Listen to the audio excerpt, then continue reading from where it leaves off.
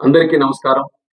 అయ్యప్ప స్వామి భక్తులు ముఖ్యంగా మన దక్షిణాది రాష్ట్రాల నుండి ఈ సమయంలో పెద్ద ఎత్తున మాల ధరించి పవిత్ర దీక్ష చేపట్టి శబరిమల వెళ్లి ఆ స్వామి వారిని దర్శనం చేసుకుంటారు. కిందటి సంవత్సరం కేంద్ర మంత్రిగా నేను బాధ్యతలు స్వీకరించిన తర్వాత విమానంలో ప్రయాణం చేసే అయ్యప్ప స్వామి భక్తుల సమస్యలు నా దృష్టికి వచ్చాయి. వెంటనే భక్తుల సౌకర్యార్థం మా సెక్యూరిటీ రూల్స్ లో మార్పులు చేసి విరుముడి నేరుగా తమతో పాటు తీసుకుని వెళ్లే విధానం, ఆ మార్పులు మేము తీసుకొని వచ్చాం. ఈ సంవత్సరం కూడా అదే విధంగా అయ్యప్ప స్వామి భక్తులు ప్రయాణం చేసేటప్పుడు వాళ్ళ తాలూకా విరుముడి నేరుగా వాళ్ళతో పాటే ఫ్లైట్ లో తీసుకొని వెళ్లేటటువంటి సౌకర్యం మేము కల్పిస్తున్నాం. ఇది తక్షణం ఈ రోజు నుండి జనవరి 20 తేదీ వరకు అమల్లో ఉంటుంది. అంటే మండలం నుంచి మకర విలక్కు కాలం వరకు కూడా ఈ సౌకర్యం అయ్యప్ప స్వామి భక్తుల్ని దృష్టిలో పెట్టుకొని కల్పించడం జరుగుతుంది.